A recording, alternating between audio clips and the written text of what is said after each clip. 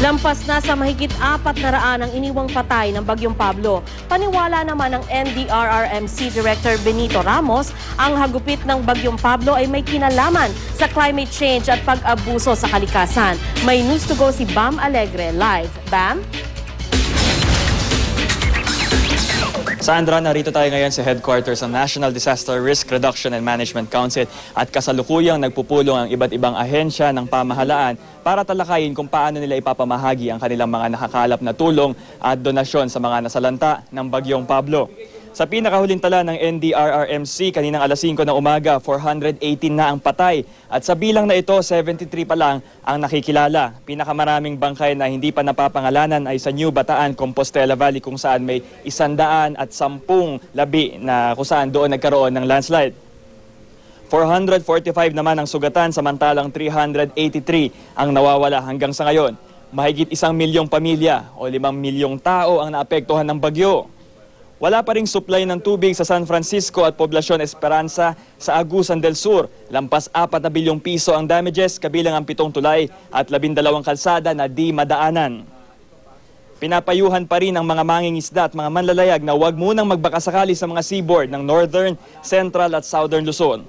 Sa mga pier naman sa buong Pilipinas, may mahigit 1,007 pasahero ang stranded. Naniniwala naman si NDRRMC Undersecretary Benito Ramos na malaking indikasyon ang Bagyong Pablo ng climate change at ng kapabayaan sa kalikasan. Yung Davao Oriental, yan ang dinadaanan ng bagyo, pati Surigao, Surigao del Norte, but not Compostela Valley. I know the area, 3 taon ako na-assign dyan.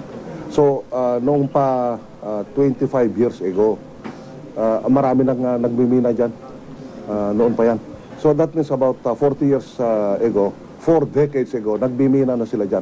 At yun na nga, yung logging, dahil mapilitan yung mga tao na mag-logging dahil kailangan nila ang kahoy doon sa butas na pantukod na gano'n. So, maski yung hindi pa dapat i-harvest na kahoy, maliliit, gagawin pantukod. So, kwan ito, yung irresponsible mining, irresponsible logging.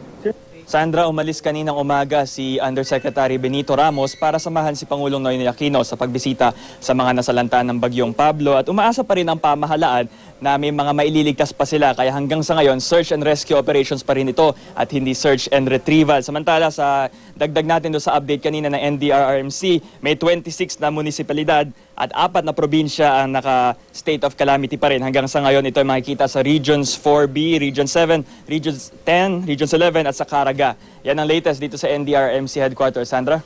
Maraming salamat sa iyo, Bam Alegre.